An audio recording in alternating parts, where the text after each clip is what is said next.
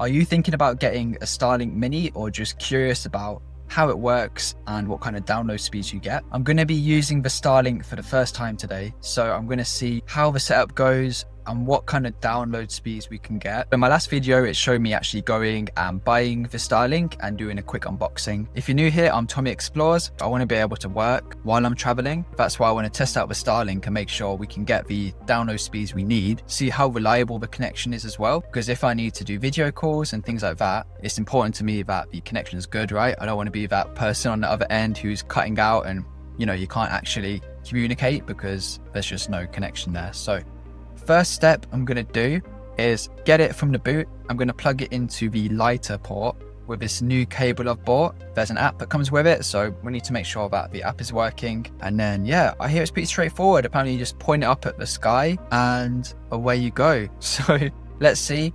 Okay, I'm going to go grab it from the boot. I'll show you the cable as well and kind of set up what I've got there. And fingers crossed it goes well so that we can go out and do some proper adventures and go somewhere a bit remote. Let's go grab it. Let's test out.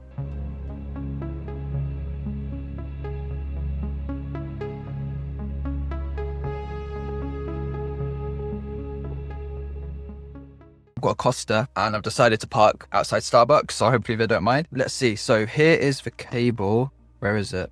Okay, so this is the cable I've got. I just got off Amazon. It looks pretty similar to that cable that comes with it. Like it's the same color. This end bit is the same. It's got these little stoppers, I think, to keep the rain out of the plug. And then this is the lightning thing. So it's not official from Starlink, it's literally just off Amazon. So my first concern there is like, I hope it doesn't like blow a fuse or, you know, set on fire or something like that. I'm sure it won't, but I'd much rather buy the like official thing if I could, but it's not available in the Starlink store for the UK. I'm going to plug this in. So in the Tesla, there's a lightning port, so I can just put this in and then let's see, it'll tell you how much power is actually being pulled out. So right now it's like nothing. And then I'll put this cable in through here. Okay, get that in. So that's in. So you can see here now, the blue lights come on. So that tells me there's power going to it. And then on here, it's saying 34.1 watts, which seems a bit low to me. I thought it needed a bit more than that to power. It's gone up a bit. It's saying 35.2. Maybe it's because it's warming up. Maybe there isn't enough power coming out of the lightning thing. I'll try and put my phone screen up as well so you can see like what I'm seeing on the app as I set this up. Loading up Starlink. So it's come up with allow Starlink to find devices on local networks. So I'm all connected to the Starlink via Wi-Fi. Now it's trying to find the best alignment. But the thing is, I've got it in the car and it needs to be outside with a clear view of the sky. So I'm going to move it. So let me do that 1 second. All right, so I've tried having it by the side of the car and it's just not getting any connection. But I'm guessing it's because there are obstacles. So it's pretty close to the car. And then there's a tree there as well. I don't know if a tree would block it. I guess it would. So I might try and move it. I'm wondering if I should just put it on the roof. I feel like that would give it the best kind of chance of seeing the sky or just connect to satellite. So let's do that. Let's put it on top and see what happens. Try to step on it. All right, let's give that a go instead. Let's close it because the windows open. Guys, so it's on the roof now. You can kind of see it, I think. And then it's saying calculating orientation. I'm not sure if it's a case that it takes a bit of time to start up and then once it's set up, it's good. But yeah, this seems to be taking a while. Saying it might take 15 minutes for the connection to stabilize. It looks like it can heat itself as well to melt the snow. So if it's, yeah, rainy or like I guess snowy on it, it will actually heat itself up to clear that off so that it can get a better signal, which is pretty cool. And it looks like it gives you instructions on how to rotate it so you're getting the best signal as well. So it looks like it does want me to turn it a bit. So let's do that. All right, let's see if that makes a difference. Saying to turn it still. So just turn it again. Okay, there we go. It's now saying that it's aligned and pointed in the right direction. That shows a big part of it is actually aligning it correctly at the beginning.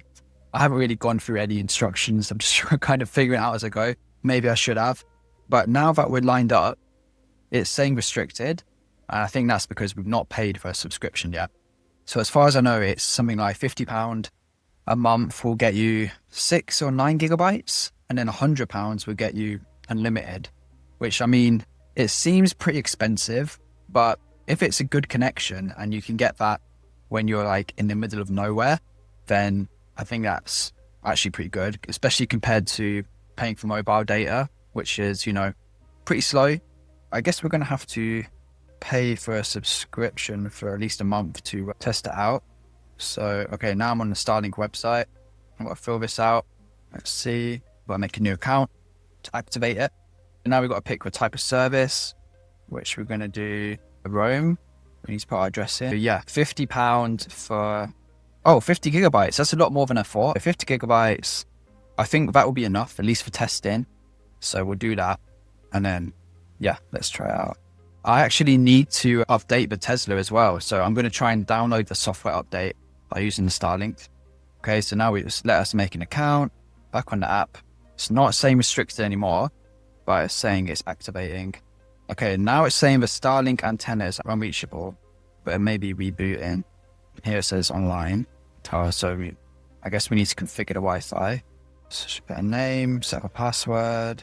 Okay, so now I've set up the name and password for the Wi-Fi. So that's what's happening on the Starlink. It's configuring. It's saying it'll take about a minute. And now that I know about the kind of alignment stuff, that's pretty useful as well. And I don't know why I didn't think to just put it on the roof to begin with. No, that makes a lot of sense. So do that now. But it's going to be pretty cool if we get this working. I think that shows though why you wouldn't be able to use it while driving. I don't know if people do, maybe they do. But I feel like because it needs to be aligned at the satellite, unless you're on a really straight road and it just so happens it's the right alignment, you're never going to be matched up that well because you're always going to be, you know, turning, going off course. Okay, we can connect to it now, it looks like. So joining it. And I'm going to see if it comes up on the car and if we can download the software update that we need. So the Starlink is downloading its own software update, which I think is why we can't use it yet. Maybe if we look at statistics now. Okay, ping success, 65. Is that high? I feel like that sounds low to me, but I don't know. Latency, 40 milliseconds. Still saying it's stabilizing. Well, and it's going to take around 15 minutes. So just see what happens once this software update's done. I mean, I can see it's doing something, like it's downloading. It just seems a bit slow. And the power draw right now is around 22.5.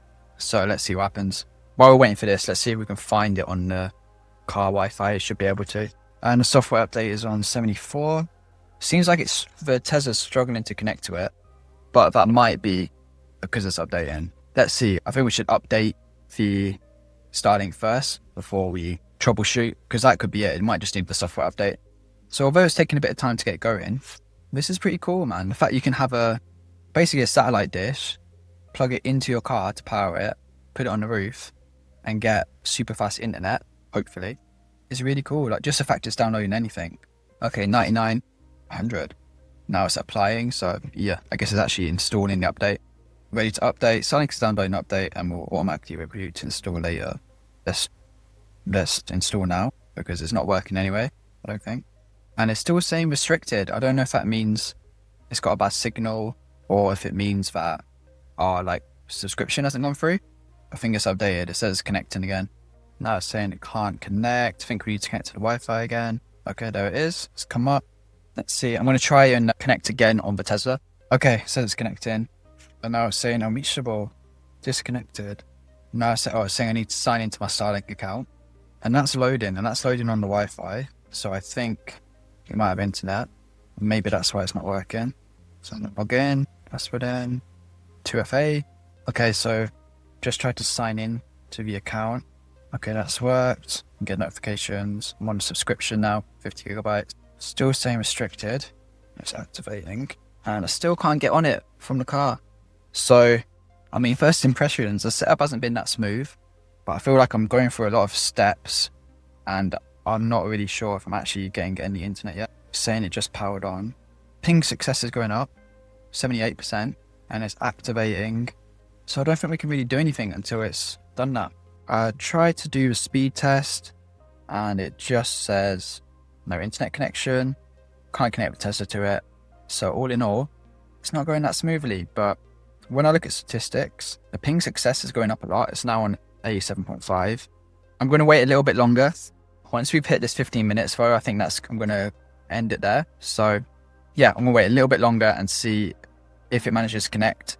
If not, then I might call it a day and we can go out and test it again somewhere else when I've got a bit more time. I don't really want to be sitting here for too long waiting for this to activate.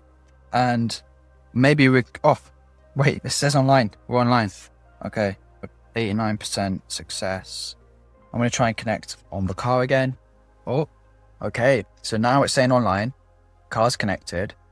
Let's try and download the software update. Okay, yeah, it looks like it started downloading the update. I guess if you're planning to use it, you need to factor in the time to get it up and running. I can see the software update is downloading. So 3.2 megabits per second, which obviously isn't too fast, but I think the Tesla software update normally can go a bit slow anyway, no matter how good your connection is. What I really want to do is this speed test when it lets me. Let's try again. Okay, it's loading. Oh, would you look at that, man? Okay, it started at 100 megabits per second. It's now at 70, which is pretty good. So I used to live in the Peak District and we had wired connection, and there we were getting something like 10 or 8, like really slow, and that was wired. So the fact that we can get 69 from a satellite is mega. I need to do some proper testing with actually like watching some stuff maybe on Netflix and just streaming videos, try some video calls with people, but that seems pretty fast. I just realized I wasn't recording the speed test, so let's do it again. And then again, for context, so we're not really anywhere that remote. I feel like the Starlink might actually do better if we were somewhere more remote because there'd be less obstacles. It's now getting 78 megabits per second download. Upload has slowed down quite a bit, but it's, yeah, getting, let's see. Looks like it's getting around 15. I'm just going to test it out a bit more on my phone, try some different apps, see how things load, and then let this software update download for the car as well. And then I think we should go to the Peak District. We should test it out. Either I'm going to go there and work there for a day, out somewhere nice in nature, using this dish to connect to the internet so I can do my work. Or I might just go full on camping and just stay over because I want to try actually camping in the Tesla overnight. If you're interested in solo adventures, exploring, camping, digital nomad stuff, then consider subscribing and then I can kind of bring you along for the journey. I'll let you know how it goes with these different things I try out and different tech. And I hope to see you in the next video. Thanks for watching.